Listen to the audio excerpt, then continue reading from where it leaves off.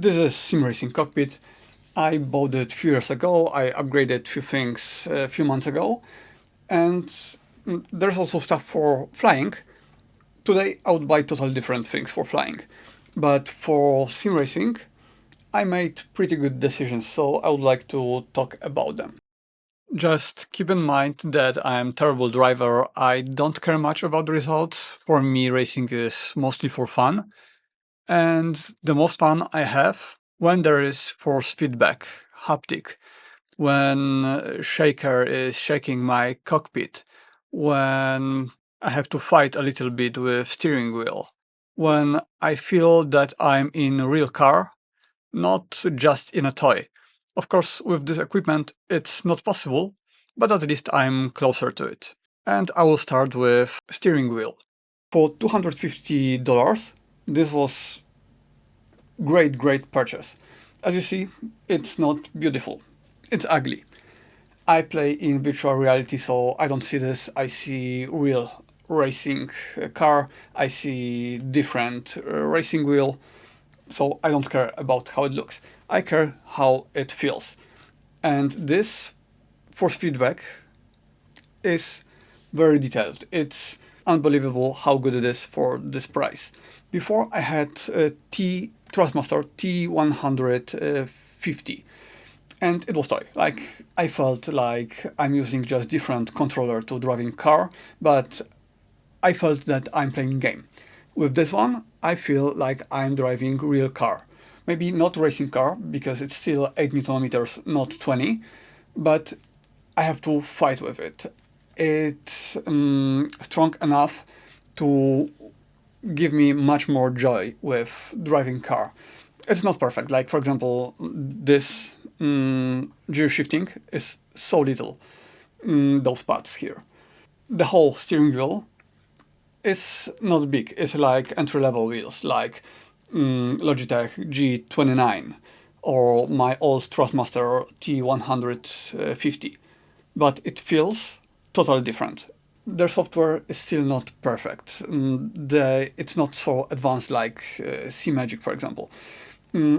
Their support, I don't know. I didn't use it. People say it's not great.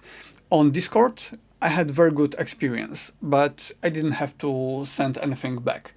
I'm pretty sure that they use bot on Reddit as a marketing tool. So that's crazy, but I'm pretty sure they do it. However, this wheel is absolutely amazing for this price. I'm very happy with it. I would like to have something even more powerful. I would like to feel like I'm driving real racing car and be really tired after racing, after fighting with the steering wheel. With this one, first few days, I really felt everything in my muscles, but after that I used it. So this for 250 or 280 bucks, this is no brainer. They have absolutely no competition in this price point. They have also C12, which is much better, but also much more expensive. Now let's talk about pedals. They are also from the same brand, LC100, and on the beginning I wanted to buy Simjack Pro because I read a lot that they are great at low price, about $200 for full set. However, the more I read, the more I wanted something else, especially after seeing review how much Simjack Pro change how they brake depending on the temperature. And living in Thailand, where sometimes I play with air conditioner and sometimes without, it's almost impossible to learn how to brake on Simjack Pro. I mean, it's possible, but you have to change settings every time, depending on the temperature. I will link full review, full video about it. So I decided to buy this Cammus LC100, and I'm also very happy. I install Haptic. About the Haptic I will tell more later. However, this is 100 kilogram load cell, and I have it on braking pedal set on number 3 out of 10.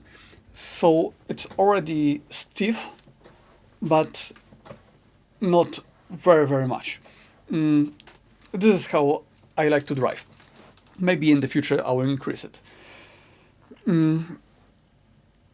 This Simracing cockpit, after I install load cell, it wanted bent in half when I brake. Like, I was braking and everything was moving. The back seat was moving back.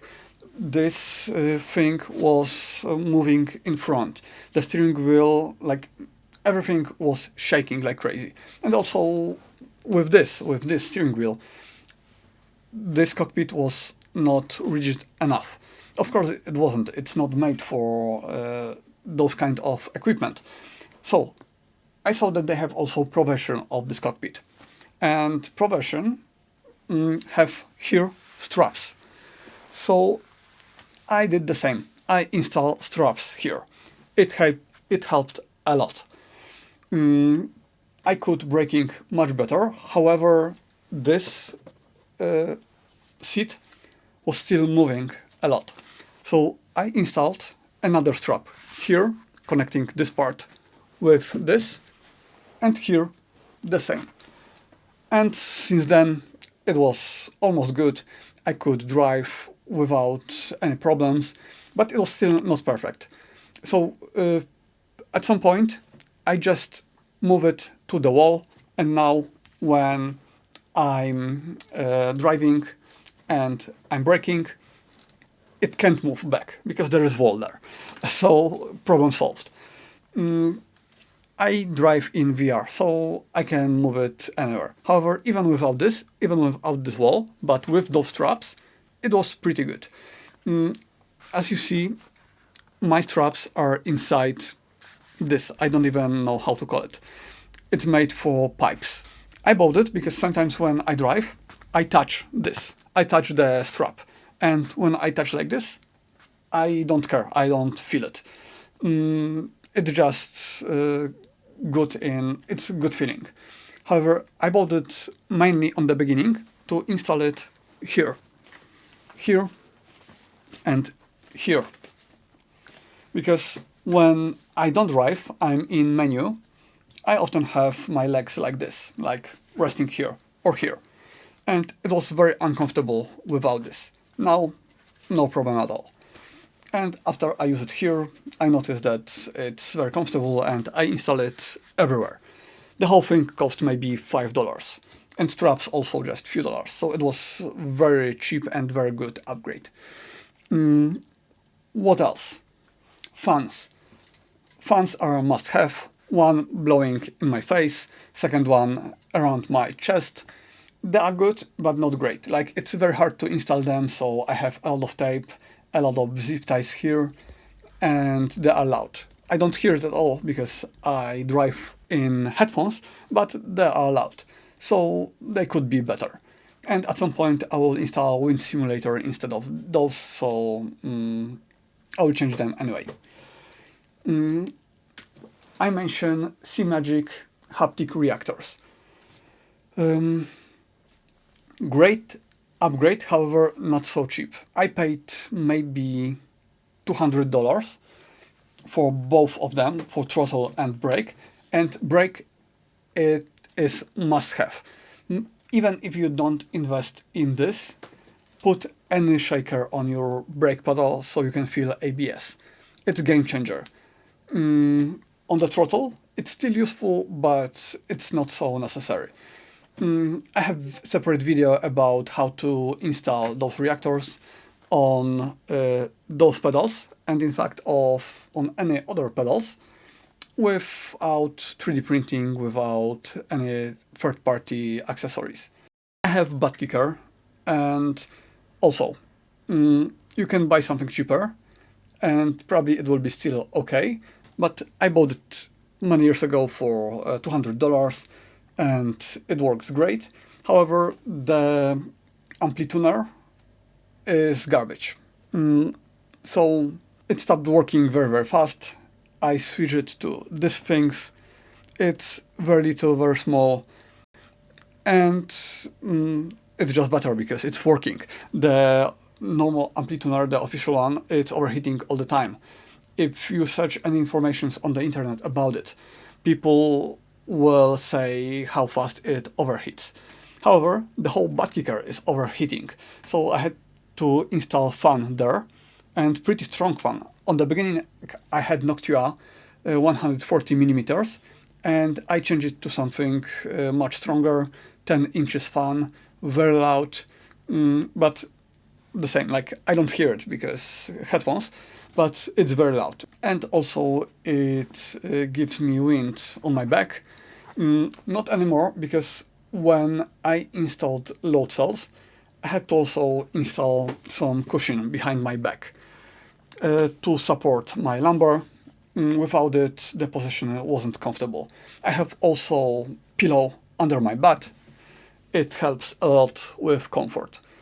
So the whole cockpit, the next level racing GT-Lite, I would recommend spending much more money and buy something much better. If I want to install a motion platform, if I want to install even better steering wheel, I would have to upgrade this cockpit. So for steering wheel like this, with all those upgrades, it's okay, but without those upgrades, no, not at all. Like, those straps change everything. Driving position could be better, but adjusting anything in this cockpit is a nightmare. If I move backseat, it's connected to other parts, so I have to adjust them too, and at some point I have to readjust just everything, and I learned that it's impossible to make it more comfortable than it is right now. FGT in the name means F like formula. However, I never converted it into formula. It's too much work, it's not worth it. The whole cockpit is foldable, but it's also not easy. But I really like that I can fold pedals, so the whole cockpit doesn't take so much space. So when I finish racing, I just move the pedals up, and that's it. And before I complained a lot that the whole thing is not rigid enough for my current equipment and I had to mod it. However, with my old equipment and for flying, it was very good. I was very happy with it for a few years. Just with load cells and direct drive, it's not enough anymore. And probably you notice that the whole cockpit is on EF mates. It's something like in the gym, to absorb vibrations, to absorb shaking from the Buttkicker. Every layer has 2.5 centimeters, and I have 4 layers, so it's 10 centimeters total. So almost 4 inches. Because of this, my neighbors don't hear it, and as you can see, even all those things next to the cockpit don't vibrate at all. My Buttkicker is set to shaking strong when engine is on high RPMs, so sometimes in old but powerful cars there is a lot of shaking. But only in the cockpit, not outside of it. Cockpit was moving, so I had to use zip ties to connect it with those mats, and I have to tape them together with double-sided tape. And they are also taped to the ground, to the floor. Because the cockpit is elevated, angle on the pedals is correct. Without it, I couldn't adjust them. They were not comfortable to use. They have very little adjustments, almost like they are made for Formula position, not for GT. And this is the biggest problem of those pedals. Not enough adjustments. Second problem is the default configuration of the brake, but it can be fixed in a few seconds. Boosted Media made great review of it, and he shows it. And that's it.